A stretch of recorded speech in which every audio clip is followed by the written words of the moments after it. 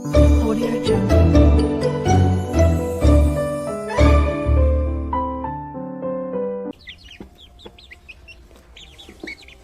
आदित्य जंगल में मेहनत से लकड़ियां काट रहा था।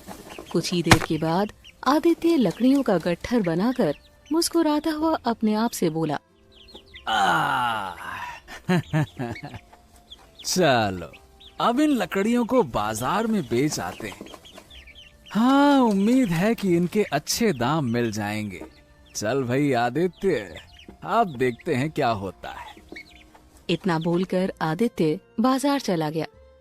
तभी आदित्य के पास लकड़ियों का एक ग्राहक आकर बोला, अरे ओ भैया, तुम्हारे पास जितनी भी लकड़ियां हैं वो सब मुझे दे दो।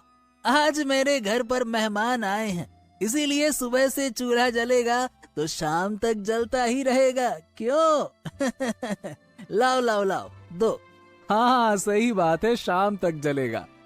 तो भैया जैसी आपकी इच्छा, ये लो सारी लकड़ियां। हाँ, सारी लकड़ियां 5 टके की हैं। 5 टके की? अरे भैया, क्या बात कर रहे हो? 5 टका तो बहुत है। इससे अच्छा तो मैं खुद ही जंगल से लकड़ियां काट कर अपने घर न ले आऊं। 5 टके की? अच्छा, तो फिर कितने दोगे भैया?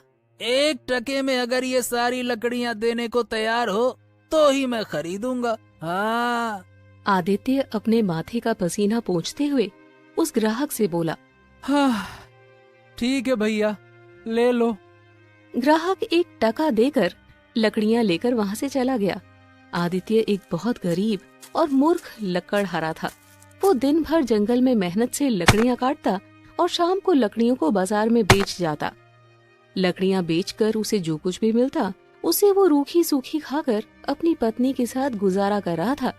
एक दिन आदित्य की पत्नी रुक्मणी आदित्य से बोली, सुनो जी, जब से हम इस गांव में आए हैं तब से गरीबी के ही दिन काट रहे हैं। ये गांव तो भुक्कड़ों का गांव है।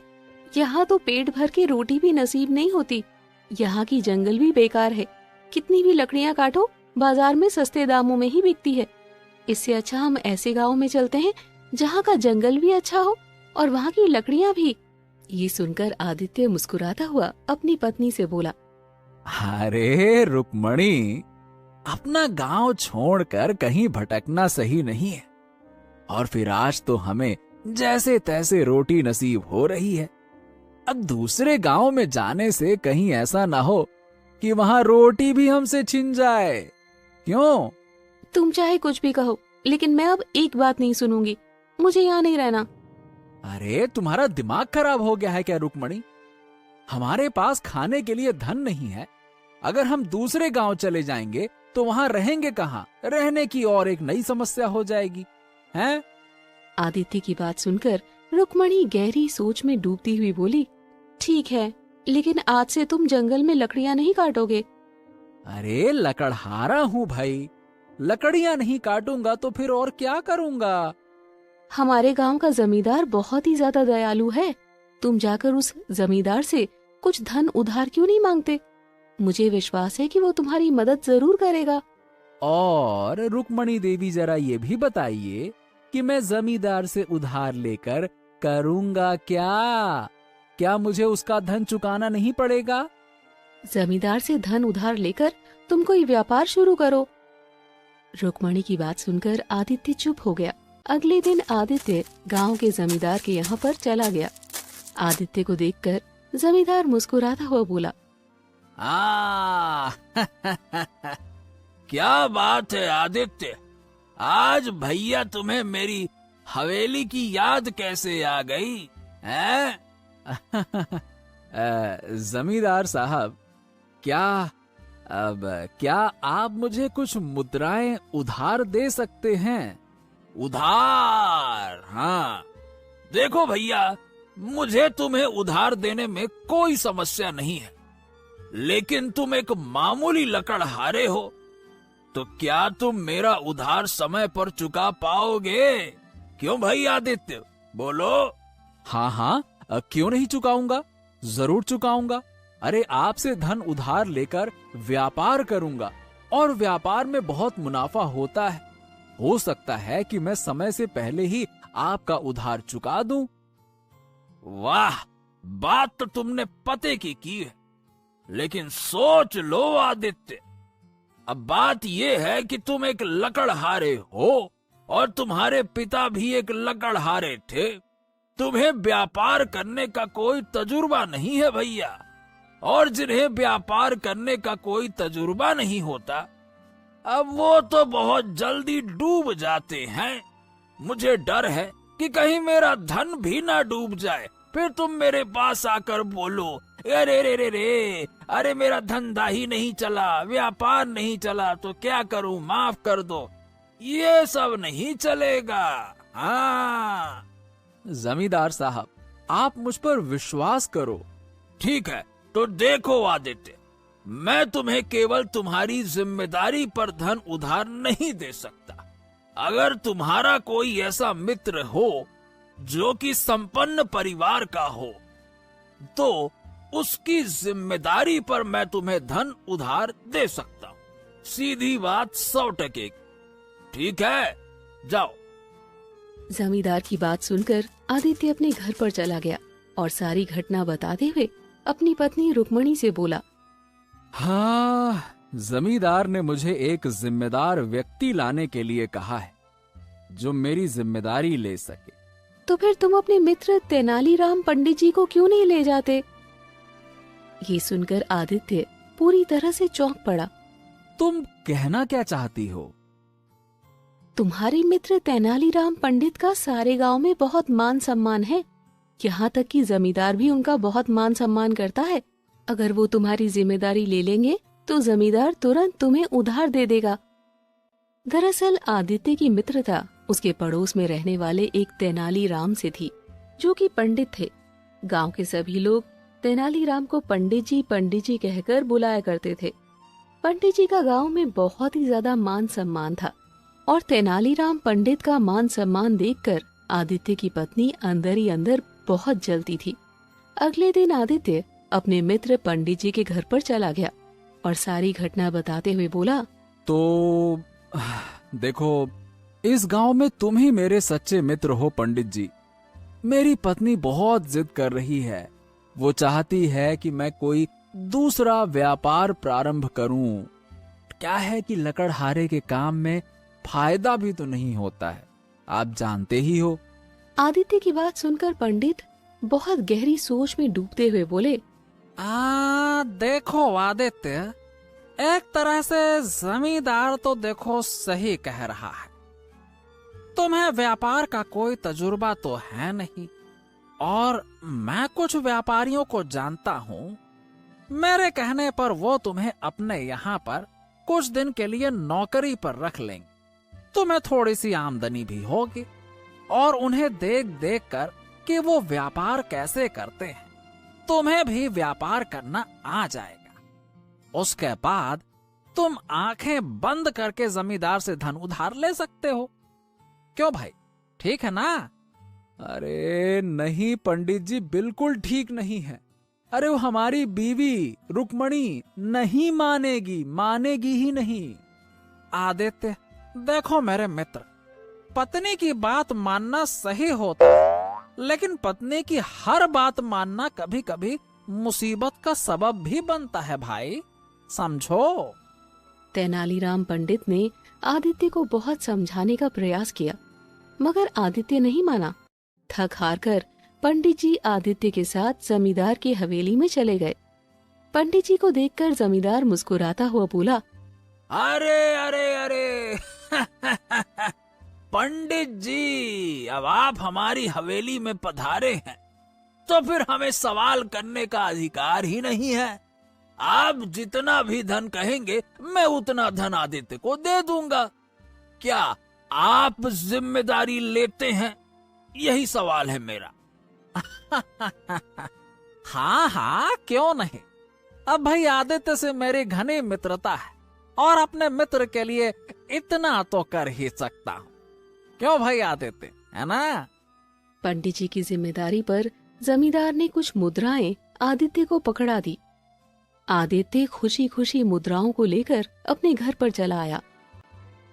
देखा, मैं जानती थी कि पंडित जी को देखकर जमींदार तुम्हें अवश्य ही धन दे देगा। हाँ, वो सब तो सही है रुक्मणी, लेकिन अब मैं व्यापार कौन सा करूं? मुझे तो यही समझ नहीं आ रहा। चिंता करते हो? इतनी ढेर सारे व्यापार हैं। तुम एक काम करो, आजकल फसल की कटाई चल रही है, कुछ किसानों की कटी हुई फसल खरीदो और राज्य में जाकर अच्छे दामों में बेच आओ। लेकिन हाँ, अपने गांव से किसी भी किसान की फसल मत खरीदना। मैं नहीं चाहती कि यहाँ के लोगों को भनक भी लगे कि तुम कौन सा व्यापार कर रहे हो। तुम दूसरे गांव के किसान की फसल खरीदकर राज्य में बेचना। आदित्य को अपनी पत्नी का सुझाव बहुत पसंद आया। अगले दिन आदित्य दूसरे गांव के एक किसान की कटी हुई फसल खरीदकर अपने घर पर ले आया। रुक्मणी उस फसल को देखकर खुश होती हुई बोली, अब इस फसल को तुम राज्य में बेच आना। आदित्य सुबह होने का इंतजार करने लगा, मगर आदित्य जैसे ही सुबह उठा तो फसल को देखकर वो बुरी तरह से परेशान हो गया और रुक्मणी को सोते से उठाते हुए बोला, रुक्मणी, अरे रुक्मणी उठो, अरे देखो फसल तो पूरी बर्बाद हो गई, अरे देखो तो सही क्या हो गया। आदित्य की बात सुनकर रुक्मणी तुरंत उठकर बैठ गई। रुक्मणी ने देखा कि फसल में कीड़े लगे हुए थे। रुक्मणी अपना माथा पीटते हुए अपने पति की ओर देखकर बोली, अरे तुम मूर्ख के मूर्ख ही रहोगे। तुम किससे फसल खरीद कर लेकर आए थे? अरे तो तुमने ही तो कहा था कि दूसरे गांव से फसल खरीद कर ले आऊं। मैं दूसरे गांव चला गया था और वहां किसी किसान से फसल खरीद कर ले आया। अब किससे लाया हूं मुझे तो उसका चेहरा भी याद नहीं है। अरे उसने तुम्हें खराब फसल दे दी। इसमें तो पहले से कीड़े लगे हुए थे। अब तो कोई इसे कौड़ियों के भाव में नहीं खरीदेगा। ये सुनकर आदित्य बुरी तरह से घबराते हुए बोला, अब क्या होगा रुक्मणी? अब मैं जमींदार का धन कैसे चुकाऊंगा?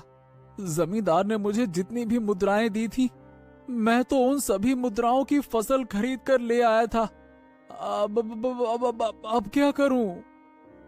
आखिर तुम्हें सभी मुद्राओं की फसल खरीदने की क्या आवश्यकता थी? आदित्य की बात सुनकर रुक्मणी गुस्से से पैर पटकती हुई वहां से चली गई। कुछ दिन ऐसे ही बीत गए। कुछ दिन बाद जमींदार पंडित जी के साथ आदित्य के घर आ पहुंचा। पंडित जी और जमींदार को देखकर आदित्य बुरी तरह से घबरा गया। क्यों भैया आदित्य, मैंने तुम्हें मुद्राएं दी थी, अब देखो भाई चुकाने का समय आ गया है। चलो लाओ, मेरा धन मुझे वापस कर दो, लाओ।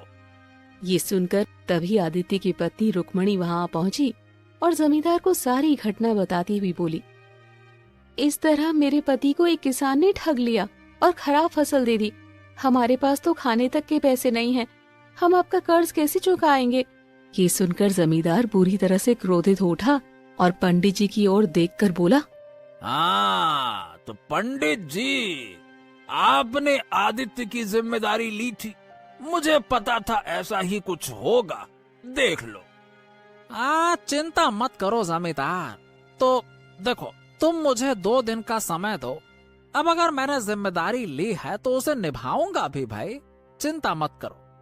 मैं 2 दिन के अंदर तुम्हारी वो मुद्राएं वापस लौटा दूंगा जो तुमने आदित्य को उधार दी थी, ठीक है? कुछ देर बाद जमींदार वहां से चला गया और पंडित तेनालीराम अपने मित्र आदित्य की ओर देखकर बोला, देखो आदित्य, मैंने तुमसे कहा था ना, अरे भाई कहा था ना कि तुम्हें व्यापार का कोई तजुर्बा नहीं है, परंतु तुमने मेरी कोई बात मानी नहीं। मान लेते तो अच्छा होता ना। देखो, तुम मेरे मित्र हो, मुझे तुम्हारा धन चुकाने में कोई हर्ज नहीं है, लेकिन हाँ, अपने जीवन में एक बात याद रखना, इंसान को वही कार्य करना चाहिए जो वो करना जानता हो। इतना बोलकर पंडित तेनालीराम वहां से चला गया। रुक्मणी क्रोधित होते हुए आदित्य से बोली, ये तुम्हारा मित्र है या दुश्मन? तुम्हें मेरे सामने जलील करके चला गया। ये कह क्या रही हो तुम?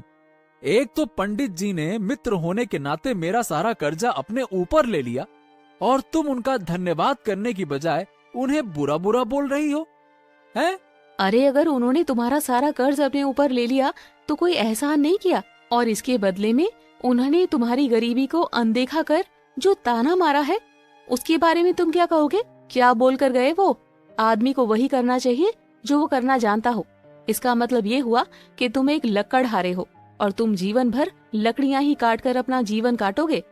अरे तो उनकी बात गलत भी तो नहीं है ना रुक्मणी। देखो, अब मैं अपने मित्र से नजर भी नहीं मिला सकता। चलो, मैं जंगल जा रहा हूं लकड़ियां काटने के लिए। मेरी ही गलती थी जो मैं तुम्हारी बातों में आ गया और क्या कहूं, अपना अपमान करवा बैठा। हो गई बेइज्जती अपनी, बस। इतना बोलकर आदित्य जंगल में चला गया। आदित्य एक पेड़ पर कुल्हाड़ी चलाने ही वाला था कि तभी रंग बिरंगी किरणों के साथ एक सुंदर स्त्री वहां पर प्रकट हो गई। उस सुंदर स्त्री को देखकर आदित्य आश्चर्यचकित होकर उसकी ओर देखकर बोला, हाँ, कौन हो तुम? मैं वन की देवी हूँ। तुम जिस पेड़ पर कुल्हाड़ी चलाने वाले थे, मेरा उस पर वास है। तुम इस पेड़ को मत काटो। इसके बदले तुम मुझसे जो मांगोगे, मैं देने के लिए तैयार हूँ। क्या मैं कुछ भी मांगूं तुम दे सकती हो? हाँ, मैं वन की देवी हूँ। तुम मुझसे जो मांगोगे मैं तुम्हें दे सकती हूँ। आदित्य बहुत गहरी सोच में डूब गया। कुछ देर बाद आदित्य बोला, मुझे ढेर सारा सोना दे दो। नहीं, सोना नहीं, मुझे हाँ, मुझे ढेर सारे हीरे मोती दे दो। हाँ, नहीं, हीरे मोती नहीं। मुझे तुम राजा बना दो। राजा? नहीं, राजा नहीं। इतना बोलकर आदित्य सुंदर स्त्री की ओर देखकर बोला, सुनो, मैं अपनी पत्नी से पूछ कर आता हूँ कि मुझे क्या मांगना चाहिए। ठीक है, तुम जब भी यहाँ पर आओगे मैं प्रकट हो जाऊंगी। आदित्य तुरंत घर पर दौड़ता हुआ अपनी पत्नी के पास चला गया और सारी घटना बताते हुए बोला, हाँ, तो रुक्मणी, अब तुम बताओ मुझे क्या मांगना चाहिए। तुम मूर्ख के मूर्ख ही रहोगे। अरे, वन देवी ने तुम्हें दर्शन दिए हैं तो तुम उनसे कहो कि हमारा पूरा घर स्वर्ण मुद्राओं से भर जाए। हमारे पास इतना धन हो जाए कि हम महाराज विक्रम के महल से भी बड़ा महल बनवाकर इस गांव में रहें और जीवन भर धन को लुटाते रहें। आदित्य तुरंत दोबारा दौड़ता हुआ जंगल में चला गया। आदित्य उस पेड़ के पास पहुंचा ही था कि तभी वही सुंदर स्त्री वहां पर प्रकट हो गई। आदित्य उस सुंदर स्त्री की ओर देखकर बोला, हे वन की देवी, मैं चाहता हूं कि मेरा पूरा घर स्वर्ण मुद्राओं से भर जाए। ठीक है, तुम जैसे ही अपने घर पर जाओगे तुम्हें तुम्हारे घर पर स्वर्ण मुद्राओं का ढेर मिलेगा। इतना कहकर वन देवी वहां से गायब हो गई। आदित्य दौड़ते हुए अपने घर पर पहुंच गया और घर का दृश्य देखकर उसकी आंखें आश्चर्य से फटी की फटी रह गई। उसने देखा कि उसके घर के अंदर स्वर्ण मुद्राओं का ढेर लगा हुआ था और उसकी पत्नी फटी फटी आंखों से स्वर्ण मुद्राओं को देख रही थी।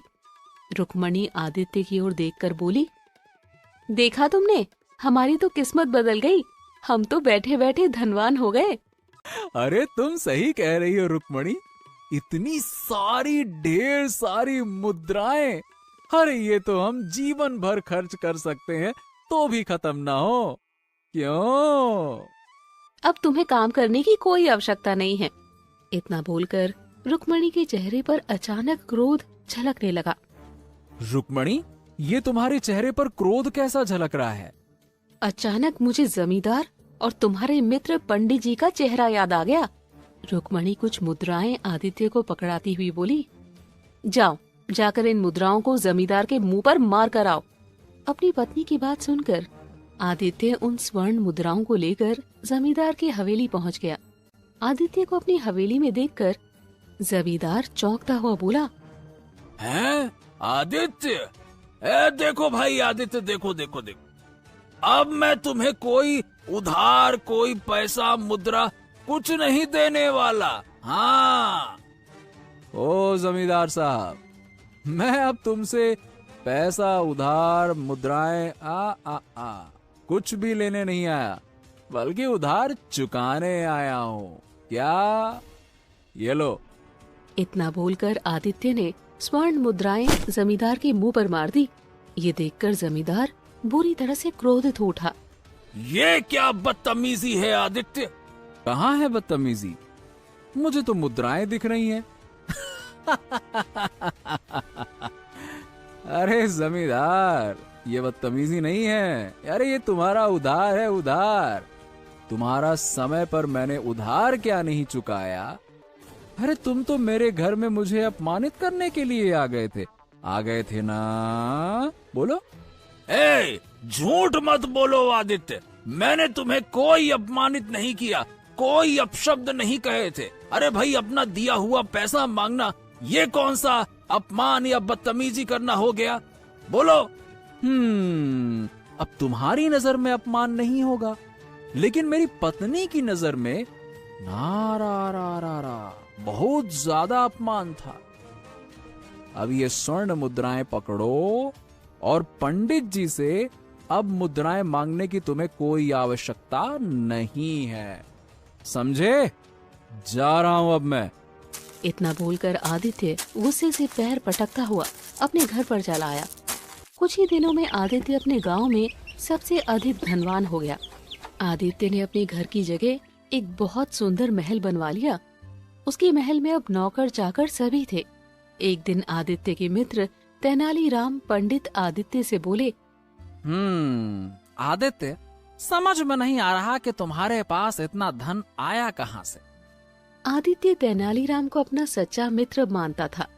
आदित्य तेनालीराम को सारी घटना बताते हुए बोला, ये वन देवी की कृपा है।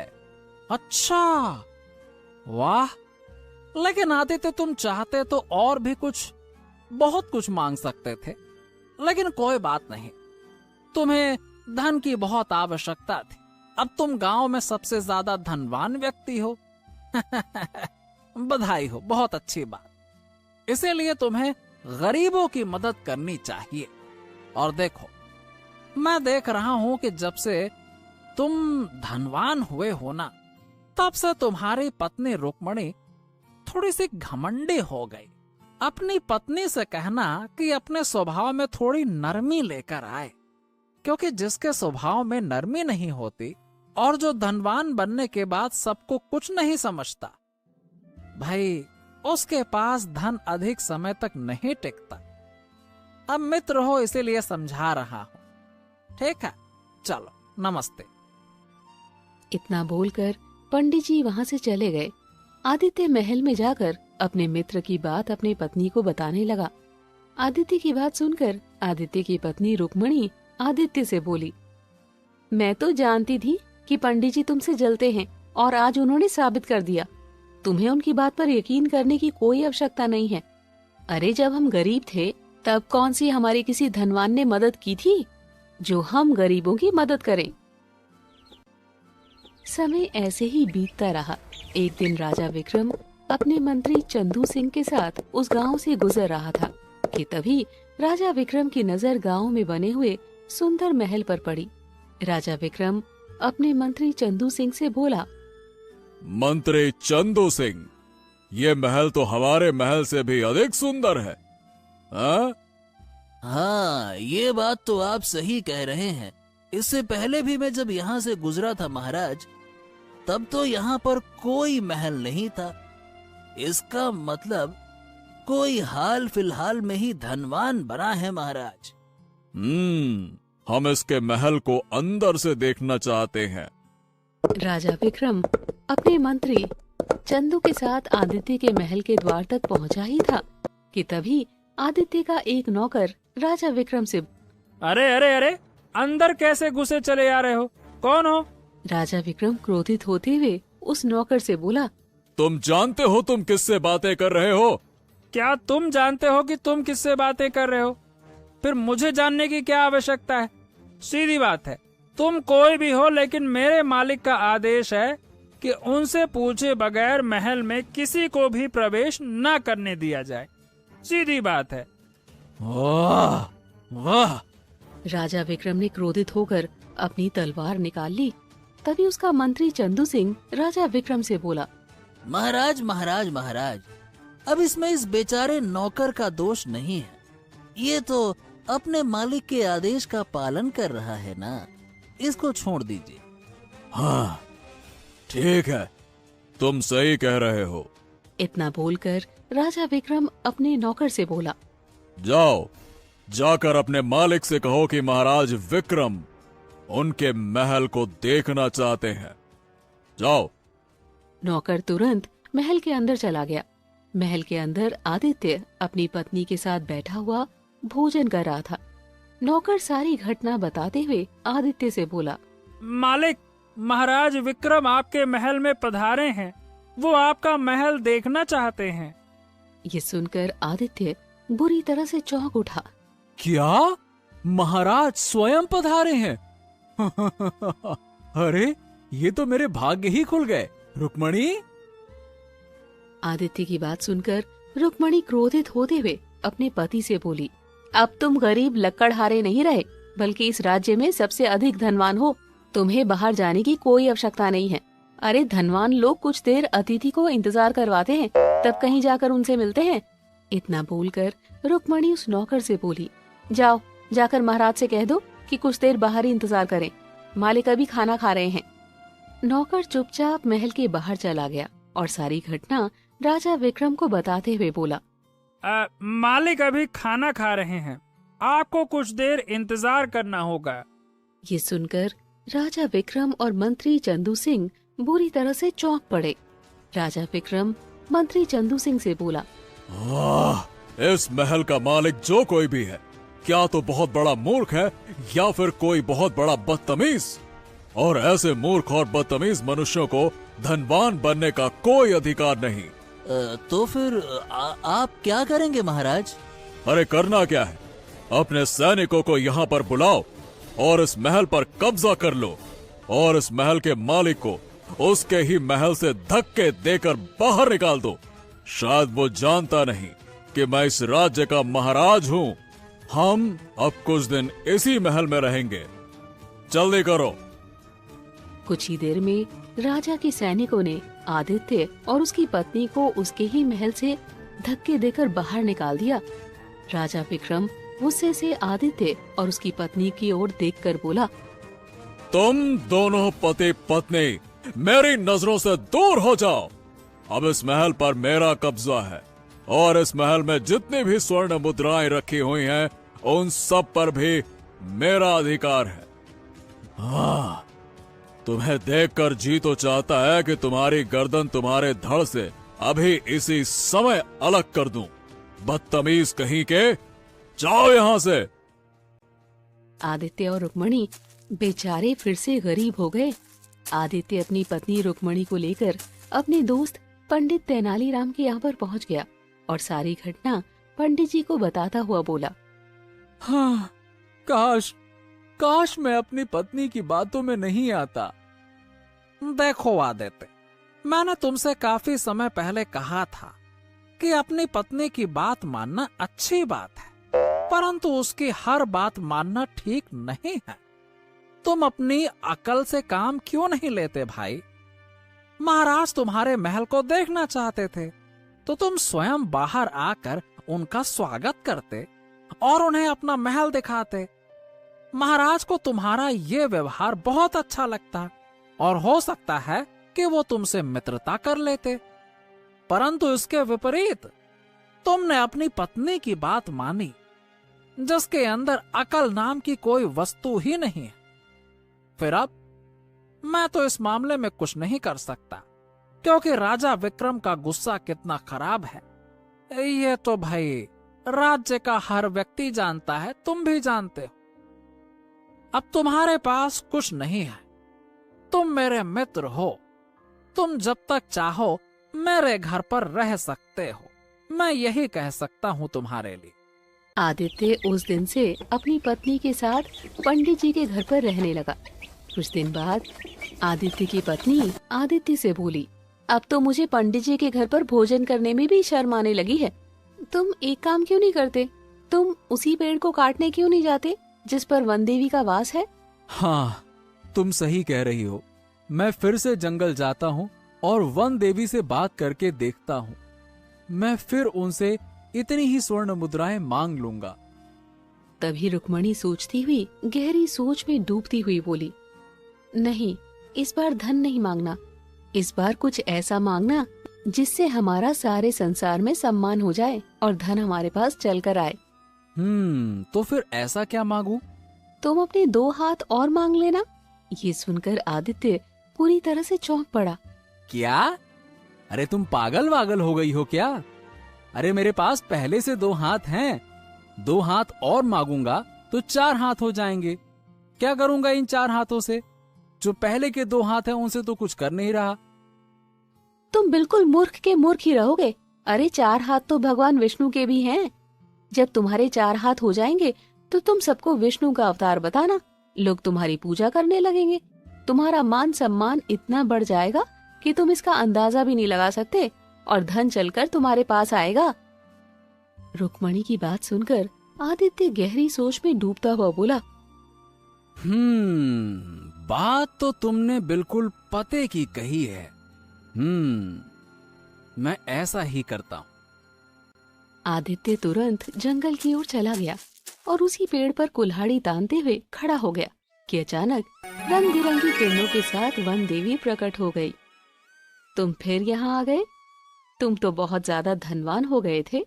आदित्य सारी घटना बताता हुआ वन देवी से बोला, हे देवी, मेरा सारा धन राजा विक्रम ने छीन लिया और मेरा महल भी।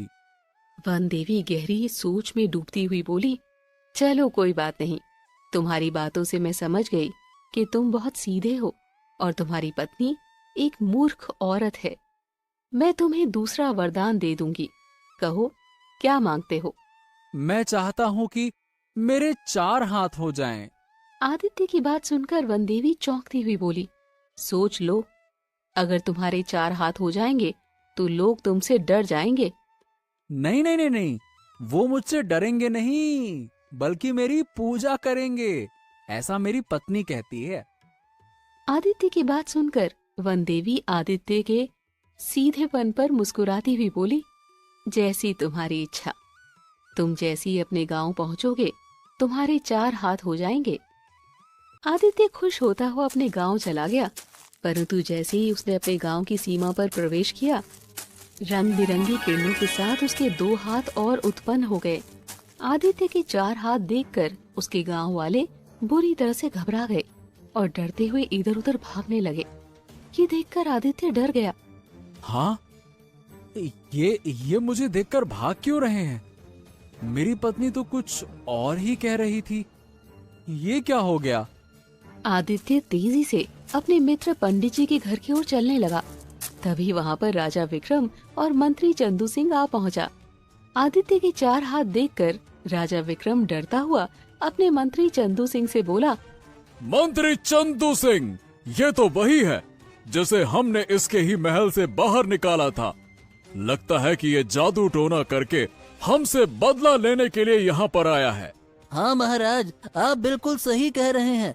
अब तो इसका अंत करना बहुत जरूरी हो गया है। मंत्री चंदू सिंह की बात सुनकर राजा विक्रम ने अपनी तलवार निकाली और आदित्य की ओर दौड़ पड़ा। तभी वहाँ पर आदित्य की पत्नी रुक्मणी आ पहुँची और राजा विक्रम से बोली, ऐसा मत कीजिए, मेरे पति को मत मारिए। अरे पागल हो गई हो क्या? तुम्हारा पति 4 हाथ लेकर मुझसे बदला लेने के लिए आया है। तभी वहाँ पर रंग बिरंगी किरणों के साथ वन देवी प्रकट हो गई। वन देवी को देखकर राजा विक्रम और वहाँ मौजूद सभी लोग चौंक पड़े। वन देवी मुस्कुराते हुए राजा विक्रम से बोली, इसे छोड़ दो राजा विक्रम, ये बहुत ही भोला भाला मूर्ख लकड़हारा है।